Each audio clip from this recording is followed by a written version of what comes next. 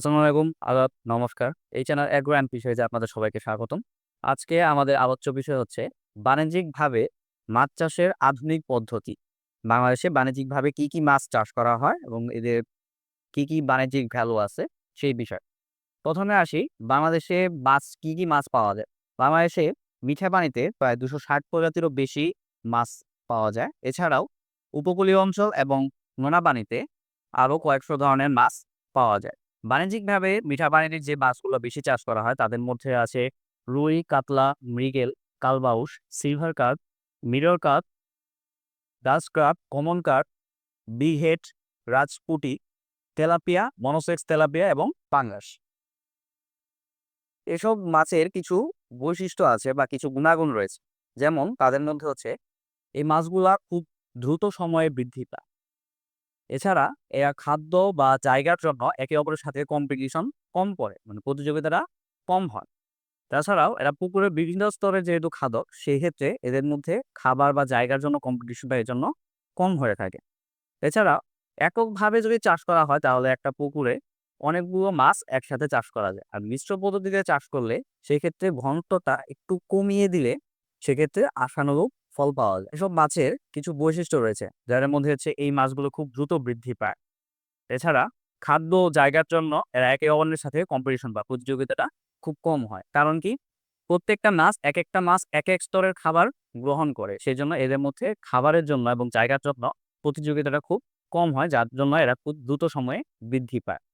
এছাড়াও এককভাবে যদি চাষ করা হয় কোনো মাছকে, সেক্ষেত্রে অনেক অধিক সংখ্যক মাছ একত্রে চাষ করা যায়। আর যদি মিশ্র পদ্ধতিতে চাষ করা হয়, সেক্ষেত্রে তাদের ঘনত্বটা একটু কমিয়ে দিয়ে ভালোভাবে পরিমিত পরিমাণে চাষ করা যেতে পারে। এছাড়াও এরা খেতে এদের স্বাদ খুবই সুস্বাদু। এছাড়াও দেশের এবং দেশের বাইরে এই মাছগুলোর প্রচুর পরিমাণে চাহিদা রয়েছে। এছাড়াও সঠিক নিয়মে যদি চাষ করা হয়, তাহলে সঠিক নিয়ম মেনে যদি ভালোভাবে চাষ করা হয়, তাহলে এই মাছগুলো রোগমুক্ত থাকে বেশি। রোগাক্রান্ত অনেকাংশেই কম। ১ম এ আসি, মাছ চাষের জন্য একটি পুকুরের প্রয়োজন। তার জন্য একটি আদর্শ পুকুর খুবই ভালো হয়। এই আদর্শ পুকুরের কিছু বৈশিষ্ট্য রয়েছে। যেমন পুকুরের আয়তাকার হতে হবে।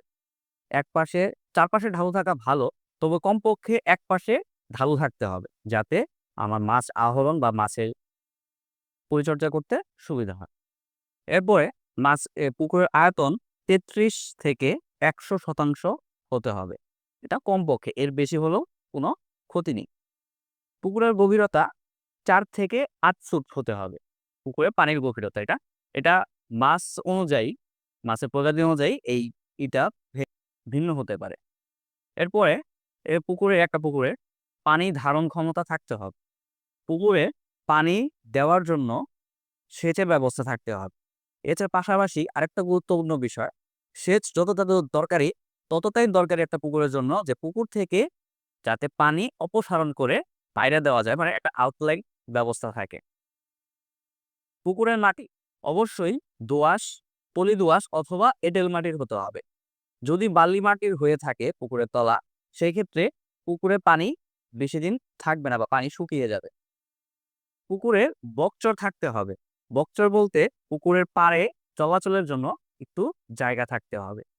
এছাড়া অবশ্যই পুকুরের পাড় বন্যামুক্ত হতে হবে, যাতে বন্যার সময় পুকুর ক্ষতিগ্রস্ত না হয়। পর্যাপ্ত পরিমাণে আলো এবং বাতাসের ব্যবস্থা থাকতে হবে। রাক্ষুসে এবং অবাঞ্ছিত মাছ এর পাশাপাশি আগাছা মুক্ত থাকতে হবে। পর্যাপ্ত প্রাকৃতিক খাবার যাতে পুকুরে উৎপাদিত হয় সেই ব্যবস্থা থাকতে হবে। এছাড়া পুকুরের পাড়ে জায়গা থাকলে আপনি আরেকটা বিষয় কি করতে পারবেন, সেটা হচ্ছে সমন্বিত মাছ চাষ। পুকুরের পাড়ে বিভিন্ন ধরনের শাকসবজি গাছ লাগিয়ে আপনি সেখান থেকেও কিছু আয় পেতে পারেন। সেটা আপনাকে আরো লাভবান হতে সহায়তা করবে।